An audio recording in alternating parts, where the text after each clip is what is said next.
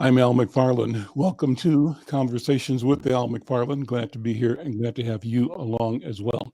I'm trying a new camera out today. I'm not sure if you're getting my video and audio. If you're not, let me know. AZ, you can tell me. Brenda Lyle Gray, how are you? Good to see you. Good seeing you. Good. I hear you nice and clear. We're waiting on Tyrone Terrell to join us. He and a number of members of the St. Paul Leadership Conference are having a press conference or protest activity at St. Paul Public Schools. They are objecting to, denouncing the teacher strike that is imminent. And so, uh, teachers, um, children, education, critically important to all of us. So we'll stand by to have that conversation momentarily. In the meantime, I wanted you to think about, what the strike means to you, Brenda Lyle Gray, as an educator and as a person that's been concerned and writes about the education of Black children and children everywhere. So maybe as they come on momentarily, you and I can engage them in a way that tries to clarify the hesitations and reservations, their objection to the union's position, the union's vote to strike. That vote to strike is for both Minneapolis and St. Paul Public Schools. And it's several elements of the union. I think the most recent was the Minnesota Federation of Teachers. We had them on the show a couple weeks ago, and it was the unit, the bargaining unit, I think with SEIU and MFT, Minnesota Federation of Teachers, the units associated with the teaching assistants. I can't remember the exact acronym for it, but it was classroom support personnel. I'll think of the actual name a little later on. But that group has argued that it has been given a considerable amount of duties and responsibility, but has not received commensurate compensation. So that's one of the groups that is and has voted to strike. The other group is the food service workers. And I saw them on TV last week saying that, their mission, their vision is that they want the babies to come to school and to be fed properly, to be healthy, to focus on academics, learning, and socialization. These are the important activities that take place in the classroom and in school buildings, but that they likewise need to be compensated in a way that supports the joy and the compassion and the investment they bring to our children. So those are all the things I want to talk about over the course of today's program. But Brenda, I wanted to take a minute. You and I talked when we had, there's Tyrone Terrell. KC. And sort of prepping the conversation, I've been sort of giving some background on the strike issues. And I mentioned that you and members of the Leadership Council in St. Paul were down at the St. Paul School District with a press conference denouncing, that was the word you used in the press release, the activities or the actions, the planned actions of the union. So let me just stop right there and have you go into it and talk about what happened today. Now, your picture is a little bit dark for me, Tyrone. I don't know if there's light in back, if you're backlit, but your front lit is not there. So I don't know if you have a light or if you can, if you can't adjust it, it's okay. No, actually, the light down here is considered to be too bright. So maybe I have to move to another room. Okay. I know. We need the light on your face, facing your face. The light, that's what would be ideal. Because there's good light behind you. Now, can I ask you one thing before Tyrone gets started? Sure. Was there any decision made with the surplus as far as what was going to be used for education? I don't know that a decision has been made. The budget the surplus has been escalated now, or they estimate that instead of $6 billion, it's maybe $7 or $8 billion. It's a lot more than it was before. So I don't know if they've had any firm decisions anywhere, but I think that's part of the discussion. Lighting there is perfect, Tyrone, wherever you are now. Well, the governor had mentioned it, so I was wondering whether they had allocated funding when you interviewed the governor last week. Well, there's a question of the governor wanting to give one-time checks to frontline workers, and there was a conflict or a contest or discussion between the governor and the Republicans. Republicans wanted to have fewer people get a lot more money. The governor wanted to have a lot of people get less money, but to spread that out, somebody raised the question, what about teachers? Teachers are both frontline, and they have these challenges like everybody else does, but they stayed the course. So I think that's a valid question. I don't know the answer to Okay. that. All We can right. come back to it. Tyrone, how you doing, man? Oh, I'm good, brother. How you doing? How you I'm doing, doing Sister good. Brenda? How Yeah, you so doing? let's jump right into it and talk about what you guys did a few minutes ago over at the state capitol, or over at the St. Paul Public Schools headquarters. Well, yeah, about 4 organizations, the Minnesota Parents Union, headed up by Brother Rashad Turner, uh, Reverend Patterson, who, as you know, is the president of the Minnesota State Baptist Convention, um, Dr. Melvin Miller, who's now the president of the St. Paul Black Interdenominational Ministerial Alliance, and Pastor Pittman, who's now Richard Pittman, who's president of the St. Paul branch of the NAACP, and myself as president of the African American Leadership Council. Just conducted a press conference, got done about probably 30 minutes ago, denouncing the strike. Our children cannot endure a 2-week, 4-week, 6-week, or no strike until no school till next year. And we understand, and Al, you just touched on it, and you and both Sister Brenda, and this is really about the governor's $7 billion. They want some of that money. They feel they should get some of it. And we're fine with that. We're okay with that. Get it. But don't do it at the cost of Black children. We are way behind academically. We were behind before the pandemic. We were struggling before the pandemic. And now we've gone through 18 to 24 months of basically no educational improvements. And now you're talking about going on strike. I've never seen anybody ask for more money when you got poor performance. Normally in a business, you get a raise, you get a bonus when you do a good job. And these teachers, the superintendents, the principals, and the rest have not done a good job. We have Black children who are struggling. And until that turns around, you can't do it right now. To do it right now, I'm telling you what's going to happen. The crime rate's going to go up because K through 5 have something to do every day. They'll get bused to different schools. They'll get fed. They'll have teachers, assistants, helping them out academically and socially. But the 6th grade through 12th grade, which means in St. Paul, there's going to be about 17,000 that have nowhere to go. In Minneapolis, you're going to have another 15 to 17,000 who will have nowhere to go. So your Mall of Americas, your Southdale, your Ridgedale, our communities are going to be tons of young folks, particularly with warm weather coming. And so it's a poor time to strike. It's a poor time to do this to the children.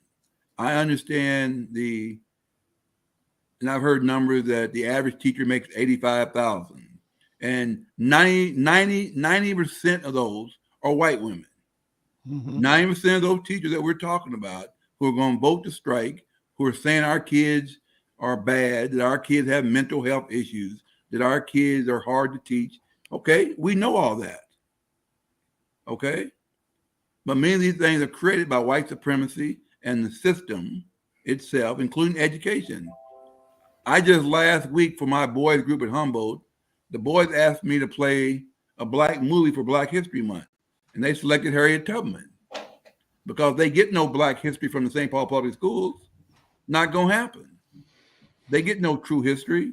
So it's not about us picking sides in terms of the administration or the teachers or the educational assistants.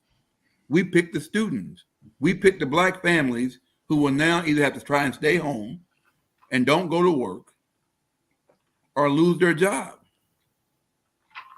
Because somebody has, when you got an 11-year-old student at home, you don't want them just sitting at home doing nothing. Mm-hmm. And so for 8 hours, instead of being in school, they're going to be at home. And so that's the issue. And that was what the press conference was about our students. It had nothing to do with the so-called, yes, about don't strike, but we're not about their money. We're not about the administrative policies. They're saying take a classroom from 25 to 23, for example, Mm-hmm. 2 students. That is not going to improve anything in the classroom. It's teacher comfort. Brother, that's all in a mindset. Mm-hmm. But it will cost the district $11 million. Mm-hmm. Because that means you got to take all those students. They got to be in somebody's classroom. And so, and bro, we told the superintendent, we're not going to support any more referendums for $70 million, $80 million. We're not voting for those anymore. Until the academic thing changes with our children, we don't support a raise for anybody. Let me read some of the things for those Yeah. who are listening that might not know what the details are. And I pulled up while you're speaking, Brother Tyrone Terrell, a recent report that appeared on, I think we should give it credit. This was a report on Care 11. And the headline was Strike Deadline Approaching, What Are Metro Teachers Asking For? And it says, as a subhead, teachers in both Minneapolis and St. Paul may be about to strike. Here's what both sides are asking. So let me sort of run through that and let you respond to it, or we can talk about it. Yeah, please. This piece was updated on March 7th, today at 12:51, so it's current. It said, educators in both Minneapolis and St. Paul school districts are negotiating with district officials ahead of a walkout that could impact thousands of students and families. What are they asking for? Here's a breakdown of both Minneapolis and St. Paul. According to the Minneapolis Federation of Teachers, the union representing Minneapolis public schools, the demands from teachers and education support professionals, ESP, that was the phrase I was trying to think of before, Brenda, can be summed up as wanting safe and stable schools, quote unquote, safe and stable schools. That means, it says, these are bulleted points. Bullet 1, they want a living wage, a pay raise, including increasing starting pay to $35,000 for 90% of ESP and reduced premiums. I don't know what reduced premiums means. That means like your insurance premiums. Okay. Okay. Reduce that cost. Okay. Recruitment, retention of educators of color, improved working conditions, a living wage for ESP and support system that is responsive and culturally relevant. 3, mental health support. School social workers and school counselors should be at every school site, and the ratio of school psychologists to students should be reduced. Class sizes, what you said, there should be a limit to how many students should be in each classroom. Next item, professional time for ESPs. The vast majority of ESPs should be moved to 40 hours a week. They should be paid to attend staff meetings, and staff and ESP should receive paid time to collaborate. Next to the last, COVID safety and workloads, a plan for students who are isolating or in quarantine to be in place, and the district needs to have an agreed upon threshold for any learning transitions based on COVID cases. The last item, competitive compensation, licensed staff salaries should be competitive with surrounding districts. And that's the list for the Minneapolis. Let me scroll down and see if there's one for St. Paul. Yeah, there is fewer bullet points here, but the narrative says the St. Paul Federation of Educators, SPFE, said that with COVID relief dollars in the coffers of school districts, investments need to be made in students and the work of educators. Priorities include item 1 out of 2, 4, 5, smaller class sizes. Students can get more personalized attention, teachers and staff. 2, increased mental health staffing. Every school should have more staff to help students, especially psychologists. intervention specialists, and social workers. Number 3, more adults working with students. This allows students to get the one-on-one support they need.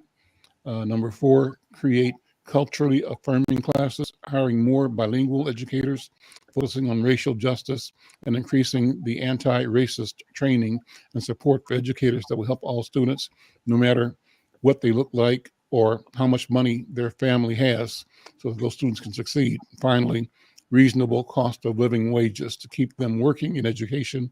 Educators and education assistants should be paid fair wages. So that's what they've published. That's being presented on the WCC, Carry 11 website. That's the source of the information I just read. So go through that, Tyrone, and talk about what rings real and what rings not real and not priority. Because what I hear you saying, I hear you saying anything about fair compensation for workers, but I hear you saying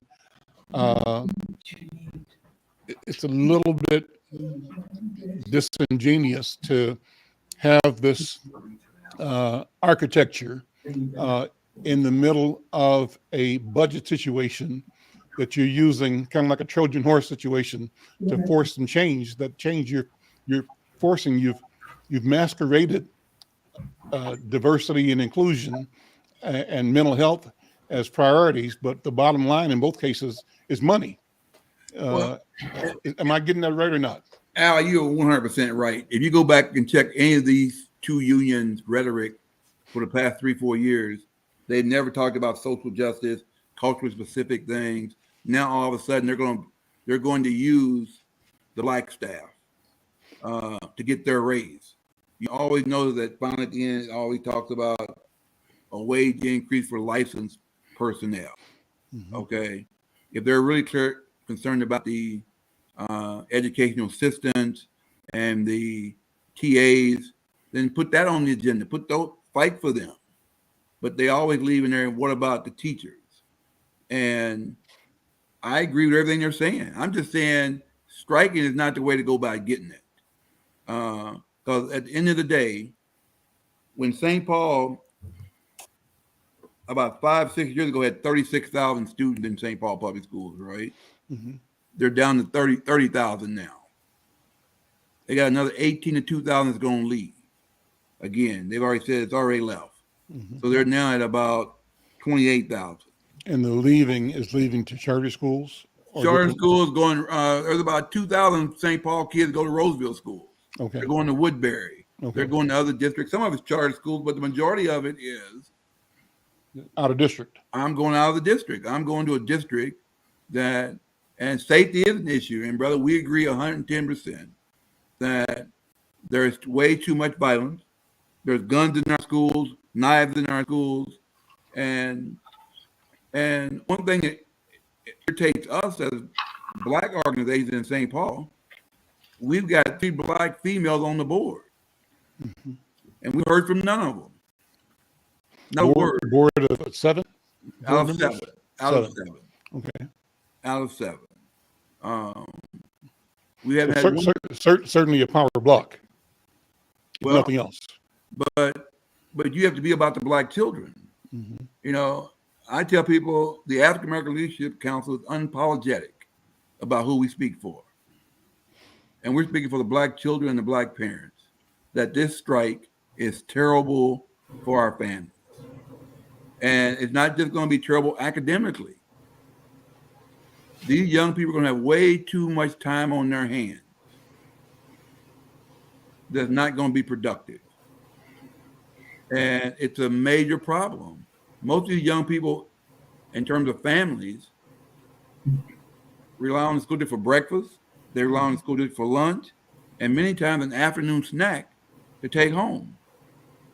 This now becomes a financial burden on that single mom, on that family. And so there's more to this than just school, the academic side. Again, K through 5 going to be okay for the most part. But no teachers in those classrooms. There's going to be technical, TAs. Mm-hmm. And so that's better than nothing. Okay. Well, I understand they mobilized YMCAs and some community centers for daycare, child care, more than teaching. That's what I understand anyway. But when Brenda, you from look, an educator's point of view, you are a former classroom teacher and also have worked as an education advocate. And you're not in Twin Cities, so you're looking at it from afar, which is a fresh perspective, kind of objective. How does this argument sound to you? What are you thinking? You were with me when I interviewed the governor last week, and he talked about general priorities and the ability to return some of the millions to the residents of Minnesota. I did not, at that time, raise the question of the looming and potential teacher strike. Which was But probably good. yeah, Yeah, at the time. yeah. But given what Brother Tyrone has mentioned and what I've read from the other report, how does this look from where you stand? The problems are nationwide. It's just not Minneapolis, St. Paul. We just had a killing at a school. A 14-year-old was gunned down. Um, I'm hearing all of this and I'm researching because I'm writing a piece on education. Tyrone, my concern is the organizations that you listed. The idea of teacher training, has this been addressed? When we keep saying this is about the children, then what happens with teacher preparation? Where if it's 90% white teachers, how are they being prepared to teach our children if we're not attracting them, and especially Black males, to come into the field of education? I heard the interviews with the EPSs or the assistants, and I couldn't do without them when I was teaching over at Lincoln, because I was teaching International Baccalaureate, which was just had me in the library every night. So I needed them. And I understand $25,000 isn't a lot. And it's hard to be motivated if you can't pay your bills. So there's just so many sides to it, but I do understand what you're saying because we saw what happened to the kids during COVID. Unbelievable, because they had no place to go, nothing to do. The parents were like going crazy. So, I mean, yeah, it's a messy picture, but we've got to move on and we've got to be able to prepare people and attract good people, quality educators to come into the classrooms and embrace our kids. right. Am I off the bat on that? Have you No, it? not at all. And I don't know. I spent 6 years at Harvest Preparatory School, Beth Academy, which is a large charter school here, about 1,500 students, and was voted the best school in America for Black boys during my tenure there. Congratulations. But the one thing that every year when we bring our teachers in, and when my kids attended that school, when it was actually a private school, when my kids went there, you had to pay about $4,000 a year to go, which was cheap compared to a Breck or Blake or some of the predominantly white private schools. But when the state came in and said to Mr. Mahmoud, well, they have to be licensed teachers. They just can't be Black people who can teach. And so even at Harvest, when I left, we had probably 150 teachers.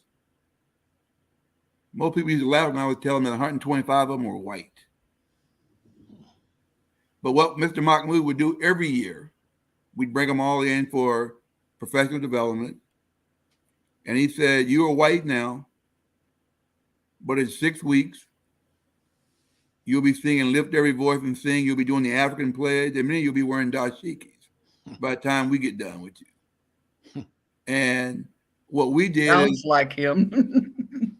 And the one thing we did, if you were a bad teacher, I put a thing in when I was COO that all the good teachers got $1,000 bonus doing right before the holiday break. And they got their contract for the next year. All the other teachers who didn't get that bonus and who didn't get a contract for next year knew they weren't coming back. Mm-hmm. Public schools don't want to do that. When I say do that, meaning they don't want to you can't wait to the end of the year and evaluate me. What we would do is every 30 days let a teacher know you're not doing well. This is why you're not doing well. This is the improvement we need to see. And if you don't make that in 3 months, 4 months, you're gone. Go somewhere else. And some of them were even Black teachers who couldn't cut it.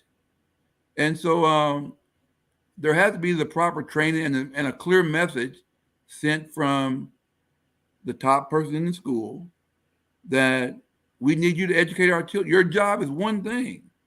Educate these children.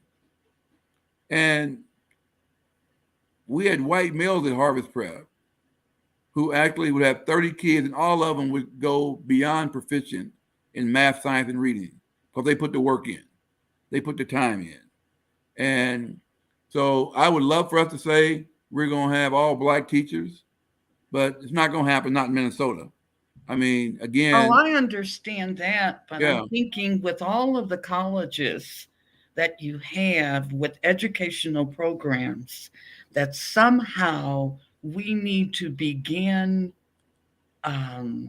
looking at the training, the attitudes, the background, the willingness to research, the willingness to, our teachers jumped, a lot of hurdles to help us. And we were prepared. These kids are I heard Diana Hawkins last week or the week before, and she was so frustrated. She said, our kids are just traumatized. Now we've added a possible war. And you want them to understand why George Washington crossed the Delaware. They're not interested, and we've got to engage them. I'm writing a piece for Al right now just for him to peruse, and it was on one of my first articles on Timbuktu. Mm-hmm. And it's engaging kids in dialogue, in writing, reading, that type of thing, but also that they're part of, first of all, Insight News is on their computer. Right. And the article is on their computer, and the teacher is conducting this quick curriculum. Well, the kids don't have time to go to sleep, but they're learning that Black history didn't start with slavery. That's right. It started with those scholars in the desert. Mm-hmm. And until our kids become clones of Professor Mahmoud El-Khaji, it's going to be tough, but we've got to start somewhere. And I go along with it. We went through teacher strikes in Kansas City, and it wasn't fun, but most of our parents were home. Right. Al could go around the corner and work in the store with Big Al, and he's okay. But, they don't have that now. As Kamal King said, we have more guns in the country than we do people. Well, but that's why I tell people all the time they don't like when I say it. The worst thing that ever happened to Black people is Brown versus Board of Education. Integration. When we decided that integration, that we want to get the white man's education, and they only took the students. They didn't take the Black principals, the Black teachers, the Black janitors. They didn't take the Black cooks. So the whole Black culture thing was ripped apart because now we're becoming Europeans. And then you add the Civil Rights Act of 1964 to the mix. That ended up cutting out our businesses because the Black restaurants, the Black hotels, the Black insurance companies all went out of business. And I don't blame the architects of it because they're trying to get rid of that white fountain, Black fountain for colored people and white people. But nobody looked at the economic impact, whether it was funeral homes, you name it. black insurance. That's why we had more millionaires then, because we had to spend the black dollar with black people. And we had teachers who loved our children, who knew people in our community, who I can remember my mom telling me she went to a school at Dalton. You know where Dalton, Missouri is? Yeah. They and it actually turned into a club later on up on the hill. They called it up on, and brother, they ran us off that hill a few times, Al. Everybody from Kansas City had to go. Brother, they made it real clear. And you had to come off you had to leave that hill. But the one room classroom was taught by one woman. Mm-hmm. And she taught, what happened here? There we go. We still got you, okay. And we have very few of those kind of teachers now. We have some. We have some amazing teachers who should be getting a raise, who should be getting everything they need in the classroom. But we have a lot of teachers who don't give a damn about our children. And they make up any excuse they can not to educate them. But I also say to our community this: the first teacher is still the mother and the father or whoever's in the house. So if your kid goes from 0 to 5 and get no academic help, and they show up in somebody's kindergarten class and can't read, can't do basic math, that's on the family. Because if our kids can name every dance, do every dance, know every song, and do those video games all day long, then they can learn. They can learn. We just don't create a learning culture and environment for our children, because most teachers don't get them to 4 or 5 years old. You know, I was watching my little grandson, Muhammad, he's 2 and counting to 25 already. Mm-hmm. Know all his ABCs already. Mm-hmm. But he's got And so did we. But he's got an 8-year-old sister and a 5-year-old sister who they go to school. As soon as they come home, they want to make him a student. They, he actually runs from them because, they want to make him a student, make him sit down. But he's going to be ready for school because he's getting it right now. You just can't let him play all day. And some of our parents don't have the skills to do it, right? But they have to go get it from somebody else. If you don't have it, and that's what we need in our community. We need to, as a community, take responsibility. From that 0 to 5, we need to be educators. So we can't just, when I do with my kids every day before they went to Harvest Prep, is what Mr. Farrakhan taught us: debrief your kids every day when they come home. You need to debrief. What did you learn today? Nope, that's not true. That's not true. If you don't debrief your children when they come back in the door, then you're crazy. There's a school in St. Paul called the Shalom School. It's 400 Jewish boys from all over America. And their sole purpose is to teach them to be Jewish leaders. That's all they get all day long, is about being a good Jew and get math and science and all that. But they're also taught about being a Jew. We don't want to teach our kids about the importance of what you just said, Sister Brenda, in terms of Black history. When did it start? Everything that we have, from our refrigerator to the stoplight, you name it, came from Black people. Yep. And we don't want to teach it. Al, you see these 3 pictures behind me, Al? I do. Yeah. Frederick, Malcolm, and right behind you is, who's that? I was trying to see who that was. Yeah. But Al, guess where I got him at? Probably looks like Charles Caldwell's work. Whose work is it? No, when Mother Liz died, right? Her daughter found a thing, said, "Mark, give these to Tyrone." Oh, how neat. And so about a month after Mother Liz was gone, her daughter called me and said, "My mother left something for you." Wow. And I went and got them all framed. Nice. But that's Mother Liz hanging on my wall, Al. Yep. That's Mother Liz right there. Yeah. Elizabeth Samuels, Brenda, was one of the visionary leaders and fighters in our community here in Minnesota. Lived on Golden Valley Road. In fact, I said this, Tyrone, we should make an effort to change Golden Valley Road to Elizabeth Samuels Road. That's about a 10, 12 block street. It's a short street, and it's only apartment buildings, no businesses on that street besides Turning Point, Peter Hayden. And that's an idea that, and also Seed Academy used to be on the street, right? Yes. So it would make sense to rename that stretch in honor of Elizabeth Samuels. But let me do this in the 10 minutes we have left, and we can also bring it back to the initial question. All three of us from Kansas City. Now, did you know, which school did you go to, Tyrone, in Kansas City? Oh, I went to dang it. High school, I went to Paseo. Paseo. Okay. And then where'd you grow up? What was your neighborhood? 35th and Prospect. I lived on my 39th and Euclid for a bit. But you were down on 23rd too, weren't you? Or 26th, down there by the Green Onion, or wasn't that the Green Onion? That wasn't me. I had some cousins lived down by there. I wasn't down by okay. there. Peter Hayden lived down there. Peter Hayden came from. Oh, Peter Hayden. Yeah.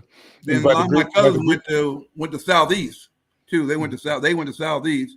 Actually, what's his brother was the principal there. Heron. Who was Heron. that? Heron. Oh.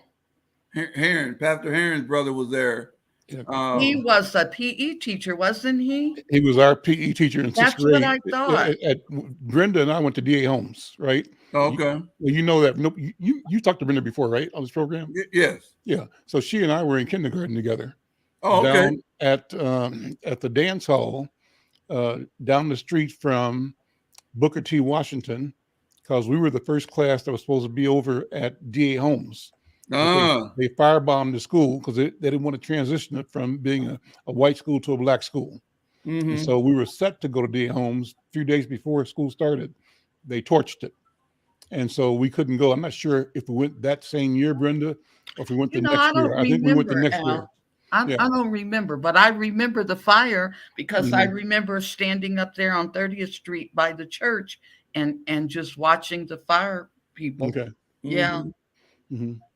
And then, so this is an opportunity for the three of us from Kansas City to talk about and to contextualize this conversation, because what Brenda said in response to what you're saying is that your grandson is learning to count at age 2. And I think she's right in saying that you and me and she had the same kind of caring, loving, intentional environments. Our parents and the people that were around us, I believe, told us all the time that we were capable, we were able, and that we were expected to be somebody, to succeed and to excel.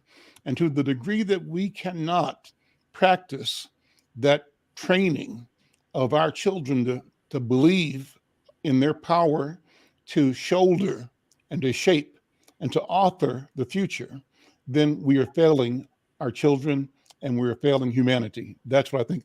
I'm reading a book, man, just blowing me away because, and I can't remember the name of it, it's upstairs right now, but it's about ancient African knowledge systems. And it asks us to go, it's called something int, it's the middle name is NT, and the third word is Shemsh, SHEMSW. It's hieroglyphic language. It's a language that predates what we refer to as Egyptian knowledge. It's the pre-dynastic. And so the proposition in this book is that we, scholars and family, have to go back in history, and it's not even enough, Brenda, to go back to even, the African kingdoms. That's okay, but that's not where we started.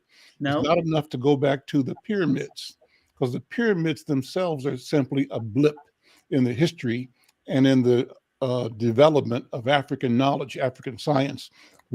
African science and knowledge is the basis for world science and knowledge. And that what we have to do is go back and discover the periods of time, over time, when a major division occurred in how human beings approached the business of being humans.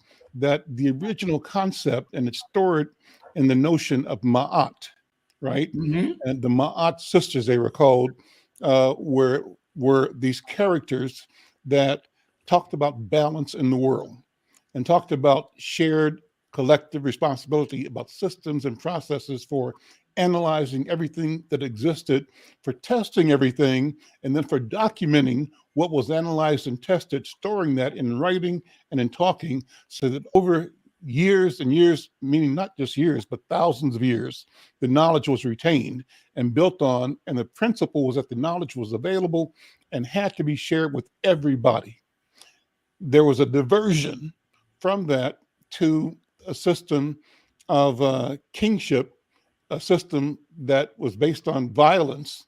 One of the divinities or early systems of thought that diverged from that was, it's called Sethian, the mythical character Seth. Seth embodied a train of thought that reflected some people's impatience with the idea of sharing knowledge with everybody all the time as a way of doing business, but preferred the strategy of isolating and developing personal skills and preferences that reflected the ability to use violence and force to attain supremacy and leadership. And out of that, developed a model of minority control of the majority, leadership and power in the hands of a few, affecting the lives of many.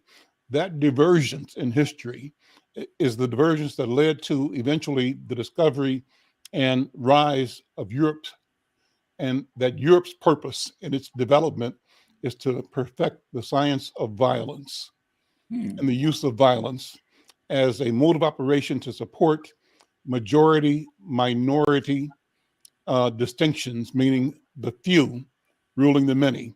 And they trace that back to Plato, to Aristotle, and them, they trace back to their appreciation and discovery of the pharaonic dynasties, the pharaonic dynasties that saw this Sethian model develop versus the Ma'at model. So the question, all that to say, is can we go back and discover the principles of Ma'at and discover a system that both allows us to make sense of and to be stewards for each other and for everything in existence based on the principle of shared accountability, shared access, and in a system that values every human being and all the assets and resources in creation. Big story. So that's what I'm thinking about, man. And I think this conversation brings us to that too, because that is why I maintain that there is no value in the modern education system in teaching Black people to be masters of their own destiny, because that means the dismantling of white supremacy, white power. What do you Brother, think? you know, you touched on something that I know you know Mary Kay Boyd, who was the assistant superintendent for many years, about 20 years over here. And she's part of the African American Leadership Council and our education committee. But she talks all the time that we can't continue to teach the way we used to. The way we used to teach, that model, particularly since COVID-19, that model's out the window. She actually believes that we should be doing year-round school, that you can have short days in the summertime. Our kids play enough. And people say, well, no, they need time away. No, particularly Black children need it. And so, Al, you are 100% right. We need to create a new model, a new way to educate our kids, our children, because this system now is broken. It's badly broken when it comes to us, and it just didn't get broke. Right. It just didn't get broken. And so, no. So you're 100% right. Can we do it? We could do it if we go back and become not completely African again, but we have to adopt some African values. We have to, the village has to become real again. And what I ask people to do in St. Paul is stop trying to save the city. Can you save your block? Can you tell me everybody on your block, know all their children, I said twice a year, you should, particularly in the summertime, block off your streets. Everybody, no cell phones. Everybody come outside and get to know your neighbor. Even I'm laughing about it, Tyrone, because I write that example. Al will tell you I write the example all the time about Tyrone Terrell knocking on Miss Maddie's door saying, "Are you okay, Miss right. Maddie? That's Where's right. your grandson?" I think I put it in a couple articles, but I know we're running out of time, but Dr. Irma McFarlane, which I don't have time to read a lot, but I read her articles because they're so deep. And she mentioned the fact of freedom schools. Yes. And we had freedom schools. Did we not, Al, in the neighborhood?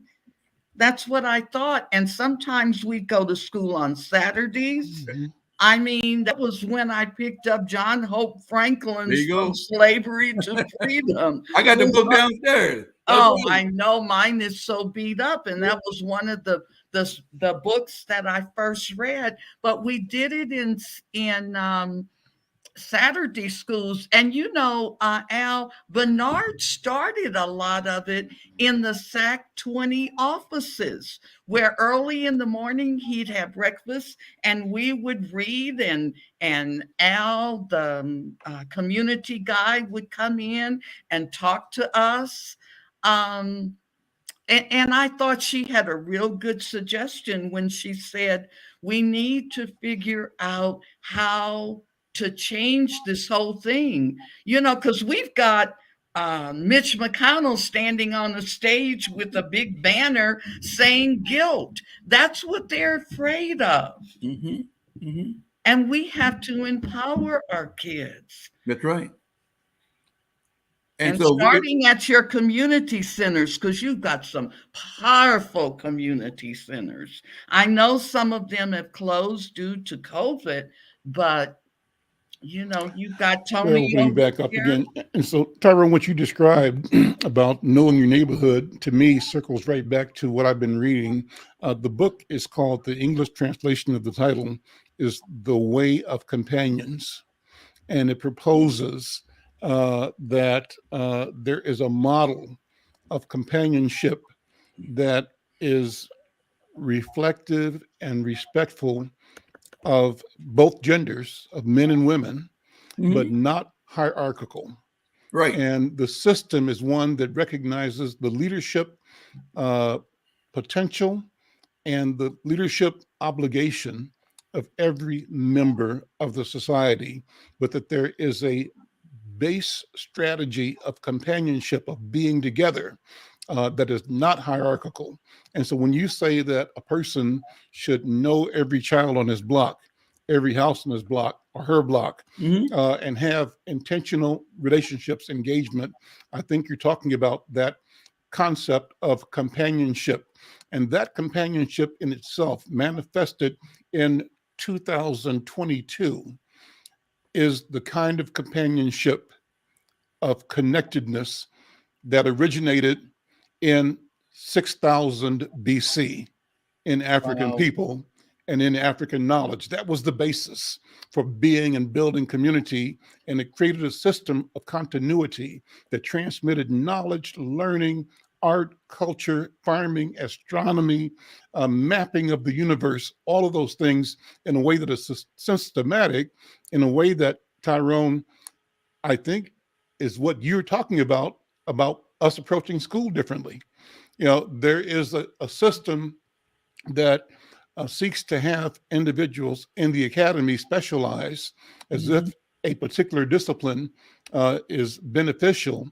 That versus an African model that seeks to teach across broad spectrums, obviously developing proficiencies where they develop according to the person's interest and access to information, but knowledge systems where we are conscious and aware that we are doing knowledge work, capturing and refreshing existing knowledge, but by design, creating new knowledge in a process that is intended to grow a world, a universe, that works for all living things, everybody, and the environment too. Well, listen, this is always a fun conversation, a good conversation. I'm going to have you recap and close, Tyrone, because you had powerful things to say about the Leadership Council on the question of the potential strike. I want you to summarize that again before we close today. Well, again, the council supports teachers getting a raise. We support the paraprofessionals getting their raise or getting the increase, but not at the expense of our children. And right now is just the wrong time. And we believe if they go out on strike now, that it's going to last throughout the school year. There's only about 2 months left. You know, we're in March, April, May, it's over. So April and May is the only time left. So we're asking the leadership of the district and to the teachers union, sacrifice if you can for the children.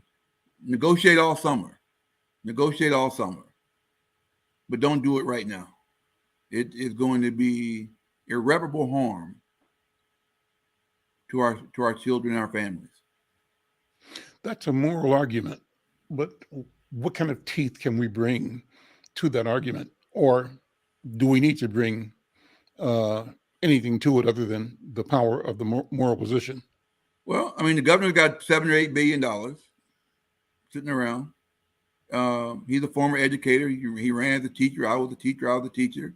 Then do right by the teachers. But teachers can't say use ARP money. ARP money is set aside for certain things, whether it's facilities. I think Mayor Carter put it best.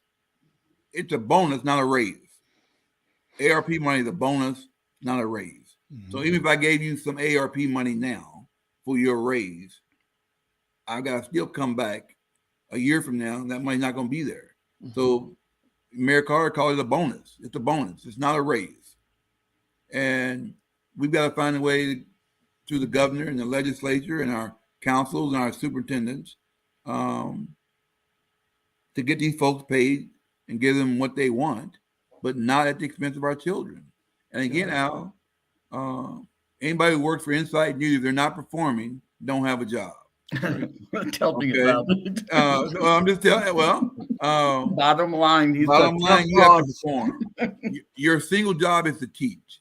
And I'll tell a quick story real quick. I was at Central High School about 10 years ago. I go in the basement and the boys are shooting dice. I hollered at the teacher, man, what are you doing? He said, let me talk to you in the hallway. He said, these boys can't do 2 + 2. So I'm teaching them how to add math by using these dice. I use dominoes. I know. So brother, at least, I mean, he's saying, I don't want to embarrass them. That's why he had me come out in the hallway. Mm-hmm. They don't know basic. They were juniors in high school. I bet. And have been playing, cutting up.